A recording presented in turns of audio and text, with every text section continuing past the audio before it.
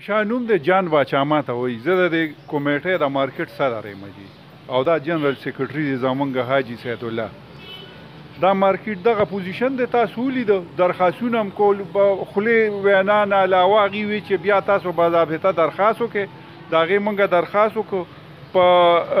27/7/18 باندې مو ته باضابطه درخواست کړی دی هغې کې د هغې د ډایرې نمبر 1706 دی د TMA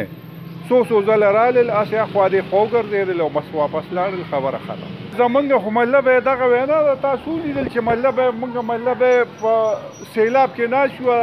زمونږ د مارکیټ نه د غالب مکان جوړ شوی دی چې 1 غنټه باران وریږي نو 40 غنټې زما کور وریږي نو مله دا باران ولاړ دی او مله زمونږ مارکیټ کې باران لا روان دی حکومت نه دغه مطالبه کوي چې حکومت پاکستان غریب نه دی خو خورد برد نو مله به زمونږ د مارکیټ دی ټیک کی بس دغه خبره ده د دې راچت چې کوم دی نو مله پدې دی لیو کی پدې لپیو کی پدې د مساله واچي چې مله به مونږ په سکون کې شو چې مونږ بیا کوي نو ورکو او بس په دلیل لاس کلاسي چې څه کوي دې حالت کې موږ څه کوي ورکو د دې مطلب هغه د سالون پاک بورې اورې وته خراب شي د کریاني کارټونې تباہ شي دا هغه نه چې کوم دی نو په باندې باندې خو اوس ډېر شدید قصه شو ځکه چې مطلب وخت یې ډېر وشو مطلب یې غوره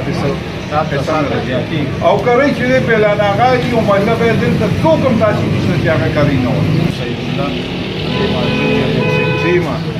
همدغه کله چې دا مارکیټ جوړ شوی دی همدغه حال څو ځله پورته وایي دا شو بس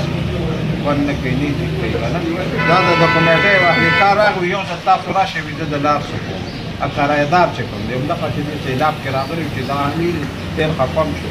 بیا موږ لاړو نو دا جان باچا ټول دا کمیټې مارکیټ والا موږ لاړو اخري منډه یې راکړې د څلور شپږ ورځې لاړو راځو بیا بیا ویره موږ سره پټ قانون حالاتو به موږ سات دغه د څلور پورې ولیدل کړي دي اخټه فرازو چې ساره روسي کتي چې ورسره روان دي نو دا چې موږ ته بلو شوي هغه وخت نه دا ټول سال او بس دا اخري موږ نه تلو خو دا به دغه اهلکار رای والا چې راته راشه او خیر دا د ځا سامان نه تړله اخري بیا مې بس اخري وې پټ نشته وایي موږ به خپل کاری کې موږ یې کټ کې دغه کې نو موږ یې تاوان زما لپاره کوم څه د کلو حکومت زما تباه شو که اخوا وولې نو هغه ته تباهي ده نو آخر مطلب یې درې کاله بس ترې زیاتې 25% موږ باندې هغه ورکول او کله راشي بس ترې دا ورته نه وایي چې سبا راشه بله ورځ